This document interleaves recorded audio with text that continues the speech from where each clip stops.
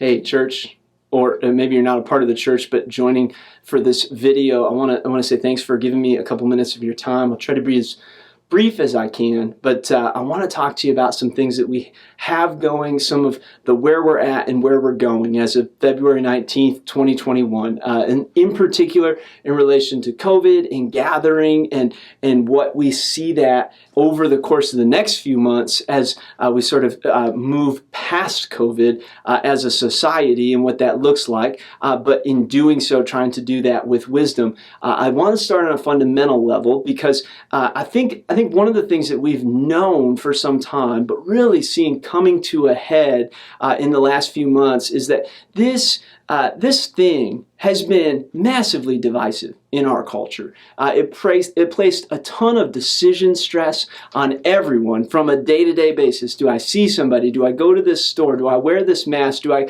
do this thing or not do these things?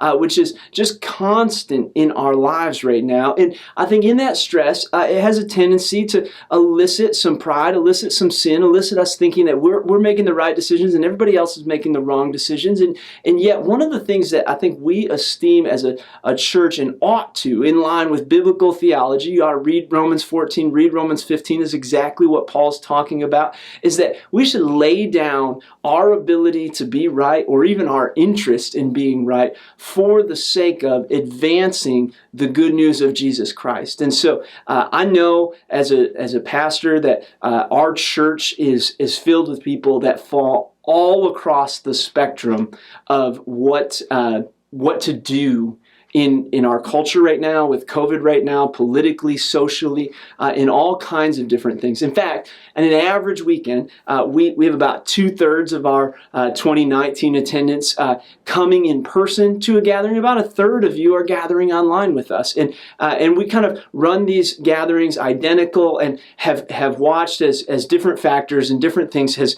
sort of balanced and managed those numbers over time, and are really appreciative of the fact that we have the ability to do that, both live and virtual gatherings, and kind of walk down that and are excited about it.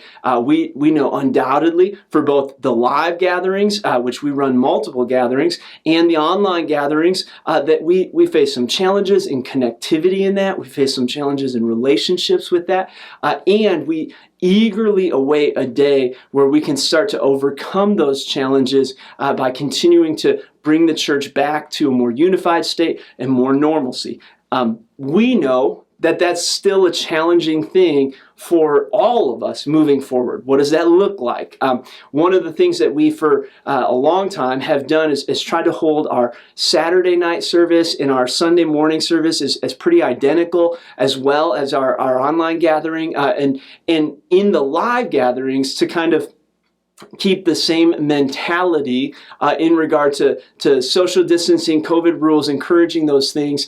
But as we move forward, I think one of the things we're going to try to do, and this is where we get to some of the practical things and where I want to just invite you into the process.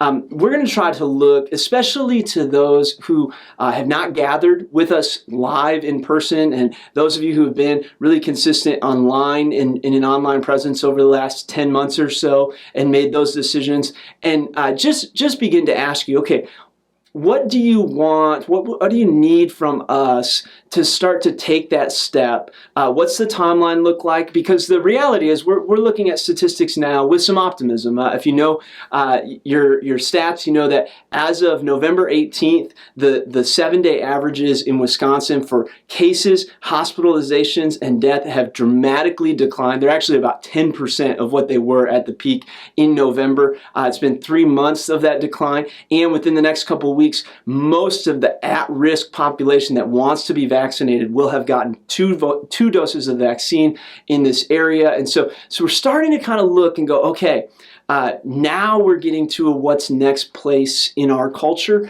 in Lafayette County particularly. And so what does that look like? And so I want to invite you in, because here's practically what we're going to do over the course of the next week or two.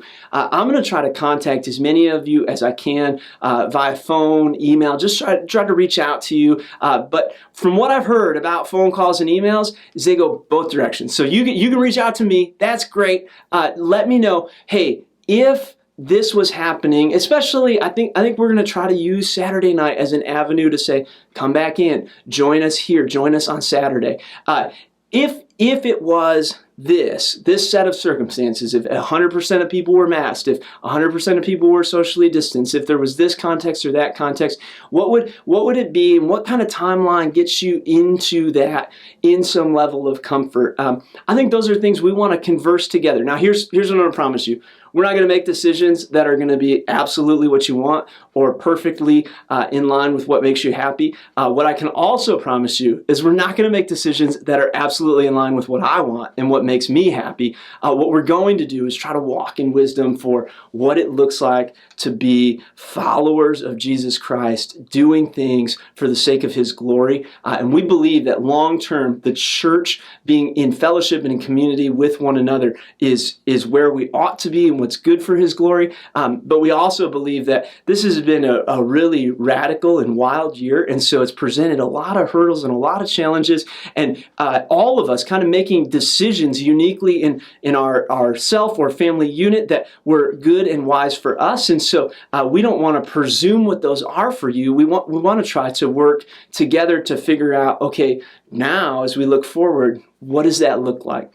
So we're excited for you to help us with it. We're excited for you to be a part of it. If you're connected to FBC and haven't been in person much or at all in the last year, just expect in the next week or two that I'm going to try to reach out to you out of a love for you and a compassion for you as we've been continuing to pray for you and love you and are excited that we've been able to stay connected, though it's a little one-sided through the screen over the last several months. But looking forward to figuring out, okay, what does this look like as we enter spring, as we hit vaccines, as we enter life back together? How can we do this well and patient and loving and kind and gracious for one another? So we look forward to that. I hope you have an awesome day. I'm praying for you, and we look forward to seeing you soon.